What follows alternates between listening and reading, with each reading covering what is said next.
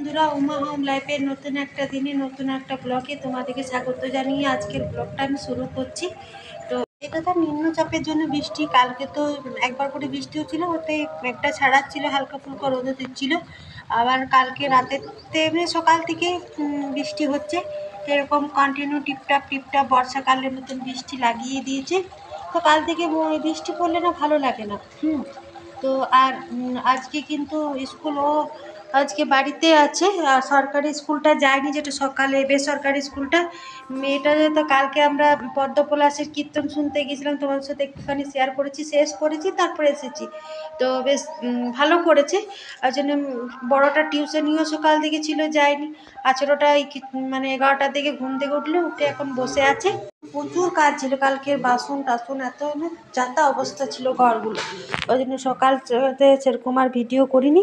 তো বেলা হলো, ঠাকুরকে যেমন নিত্য পুজো দিয়ে সেরকম নিত্য পুজো দেওয়া আমার হয়ে গিয়েছে। ছিলাম অনেকটাই লুচি করেছিলাম সকালে, মোটামুটি সবারই জল খাওয়া হয়ে গিয়েছে, চা দিয়ে খেয়েছি, তাও এগুলো আছে। এই বিকেলে চা দিয়ে খাওয়া যাবে। কেমন মিষ্টি পড়ছে দেখছো, এই বৃষ্টি ভেজা দিনে ভালো লাগে না। ফ্যান ভাত আর আলু মাখা, পাঁপড় ভাজবো, আর আচার এনেছে। আর ওই জন্য অনেকগুলো বাসন, ঘর দুয়ার চিরকুটি ছিল, ওই জন্য অনেকটা কাজ ছিল। ওই জন্য কাজগুলো করতে করতে আর গ্যাসে মানে ডাল টাল করলে খেয়ে উঠুলে খুব, তো গ্যাসটা ওই জন্য সকালে সমস্ত কাজ টাজ করে পরিষ্কার পরিচ্ছন্ন হয়ে স্নান করে তোমার সাথে কথা বলছি। তাহলে গ্যাসে আলু মাখা ভাত করে নেবো। তো বলছে না, উনুনটা ধরিয়ে দিচ্ছি, উনুনেই করো। তো নারকেল দিয়ে, আমার মেয়েটা তো ডাল খেতে খুব ভালোবাসে, তো ভাবছি নারকেল দিয়ে মুগ ডাল, আর কালকে শাক এনেছিল, ওই শাকটা আছে নষ্ট হয়ে যাবে, শাক ভাজা আর ডাল হবে, আর আলু মাখা করবো, তেমন কিছু রান্না করব না। আর তো স্কুল যায়নি, মানে সরকারি স্কুলটায় গেছে, দিয়ে চলে এলো। আর প্রচণ্ড ঠান্ডাও করছে, দেখছো কত সুন্দর আগুন হয়েছে। তো আমি এখনও জলখাবার সকালে চা লুচি খেয়েছি, যেন এখন আর খিদে নেই। এখন একটু চা খাবো, কারণ ঠান্ডা ঠান্ডা করছে। আবার দেখো বৃষ্টিটা কিন্তু বাড়লো। চা হয়ে গেল, অনেক আগুন হয়েছে, জলটা এখন রান্না হয়ে যাবে। ডালটায় যা হতে টাইম লাগবে, ভাতটা হতে তেমন টাইম লাগে না। দুধটা শেষ হয়ে গেল, প্যাকেট দুধটা, এই দুধটাই আছে।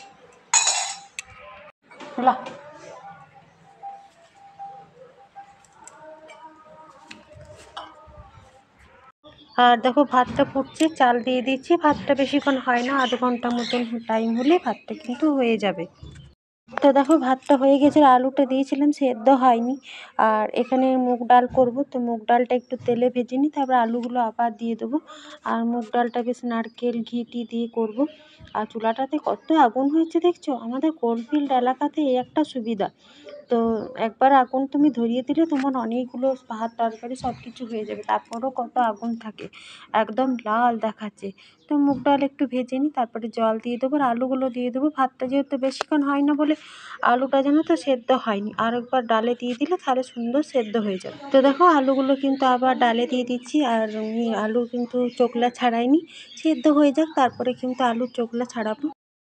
তো দেখো ভাত হয়ে গেলে এখানে শাকও ভেজে নিচ্ছি, আলুটাও সেদ্ধ করে জিরা শুকনো লঙ্কা দিয়ে ছেঁকে রেখেছি, আর ডালটা নারকেল ঘি দিয়ে দিতে। চলো খাওয়া দাওয়া করে নিই, মেয়ে দুটো চলে এসছে। তো এই বৃষ্টি ভেজা দিনে গরম গরম সবাইকে দিয়ে দিচ্ছি। রান্না তো হয়ে গেল, তো সবাইকে ভাত দিয়ে দিচ্ছি, শাক ভাজা, আলু মাখা, আর আমিও এইখানে নিয়ে নেবো, আর ডাল। তো মেয়েটা ডালটা বাটিতে দিচ্ছে, ও ডাল খেতে খুব পছন্দ করে। তো চলো বৃষ্টি ভেজা দিনে খেয়ে দিয়ে এক ঘুম দিয়ে দিই। তো দেখো ঘুম থেকে উঠেই কিন্তু ছাদে এলাম, এখনও কিন্তু বৃষ্টি থামেনি। আর আকাশটা মানে মেঘটা একটু কম হয়ে এলো। আর একটা জিনিস হয়েছে, বৃষ্টি যেহেতু কদিন রোদ পড়েছিল, গাছগুলো খুব সুন্দর হয়েছে দুদিন বৃষ্টির জলে। তো দেখো ঘুম থেকে উঠেছি, এখন চা খাবো, ওই জন্য চা বসালাম। আর এই পাইপটা জানো তো, সেদিন তোমাদেরকে বলতে ভুলে গেছি, গ্যাসটা তো ধুয়ে মুছে দিয়েছে। তো দেখো কত সুন্দর পরিষ্কার নতুনের মতো লাগছে, আমার অনেক বছরের এই গ্যাসটা। আর সেদিন তো বার্নারগুলো পরিষ্কার করেছে, আর পাইপটা কিন্তু চেঞ্জ করে দিয়েছে। তো তো এখন বড় মেয়েটা জানো তো আলমারি গোটাচ্ছে, তো এখানে একটা লাইট দিয়েছে। এখন আলমারি আমি গোটাই না, ওই গোটাই বেশিরভাগ এই জিনিস রাখে আর ঠিকঠাক হতে। সেদিন যে কীর্তন শুনতে গেছিলাম একটু উলট পালট হলেও সব কিছু নামিয়ে আবার গোছাই। আর সাজবার জিনিস তো আমি এখন গোটাই না, ছুঁয়েই দেখি না। ওই কিনি, না কেনা হয় না, কিনি কিন্তু ও সব গুছিয়ে রাখে। মেয়ে হলে এই একটা সুবিধা, তোমার সাজবার জিনিসের তোমাকে আর বড় হলে আর দেখতে হবে না। তো চাটা খেয়েছি, এখন সন্ধ্যা হতে একটু টাইম আছে। আর অর্ধেকটা নারকেল এদিক ওদিক গড়গড়া ছিল, তো আমি ওই চোপার মেশিনটাতে মানে যেটাতে আদা গ্রেট করি সেটাতে ছাড়িয়ে নিলাম। আর দুটো তিনটে এলাচ এনেছি, যেহেতু একটু বাসি বাসি হয়ে গেছে অনেক দিনকার নারকেলটা, যাতে একটা ভালো সেন্ট দেয়, জন্য তিনটে এলাচ দিয়ে দিয়েছি। তো চিনি দিয়ে অসময়ে কিন্তু নারকেল নাড়ু বানিয়ে দিচ্ছি। আর চিনি দিয়ে নারকেল নাড়ুটা করলে তো বেশ ভালোই লাগে খেতে। তো দেখো আমি এখানে চিনি পরিমাণ মতো দিয়ে দিচ্ছি। আর কম বেশি সবাই কিন্তু নারকেল নাড়ু করতে জানো, যারা কিন্তু নারকেল নাড়ু করতে জানো না, পুজোর সময় একটু অসুবিধা হয়, তা আমার এই রেসিপিটা দেখে নাও, পারবে। যেহেতু অর্ধেকটা নারকেল আছে, বেশি চিনি দিলাম না, ওই 100 থেকে মানে একটু কম। তো চিনি দিয়ে দিলাম ওই 3 চামচ মতো। তো একটু চিনিটা নারকেলের চিনিতে একসাথে দিয়ে দিয়েছি। আর যেহেতু চপার মেশিনে করে করেছি, তো একটু দানাগুলো একটু বড় বড় হয়েছে, তো নারকেল কোড়াতে করলে একটু ছোট ছোট হতো, তো একটু ছোট ছোট হতো। তো দেখো এই নেড়ে নেড়ে বেশ সুন্দর কিন্তু হয়ে গেছে। এবার একটু ঠান্ডা হয়ে গেলে পাকিয়ে নিলেই হয়ে যাবে নারকেল নাড়ু। আর গুড় দিলেও এরকম করে হয়, চিনি দিলেও এরকম হয়। তো এরকম করে যারা নারকেল নাড়ু বানাতে পারো না তারা কিন্তু বানিয়ে নেবে। তো বেশি কিন্তু লাগে না, আশা করি সবাই কম বেশি জানো। তো সন্ধ্যাও হয়ে গেছে, তো আমি সন্ধ্যা প্রদীপও দিয়ে নিলাম নারকেলটা করে, তারপর আবার নারকেলটা পাকিয়ে নেবো। আর যারা আমার ভিডিও দেখতে পছন্দ করো, যারা আমার ভিডিও দেখো, তাদেরকে আমার অসংখ্য ধন্যবাদ আমার ভিডিও দেখার জন্য।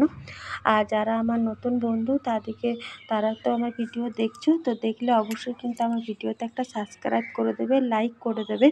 তোমাদের একটা সাবস্ক্রাইব একটা লাইকে কিন্তু আমার ভিডিও বানানোর উৎসাহ আরও বাড়িয়ে দেয়। তো দেখো আমি কিন্তু এরকম ঠান্ডা হয়ে গেছে, সুন্দর নাড়ু বানিয়ে নিচ্ছি।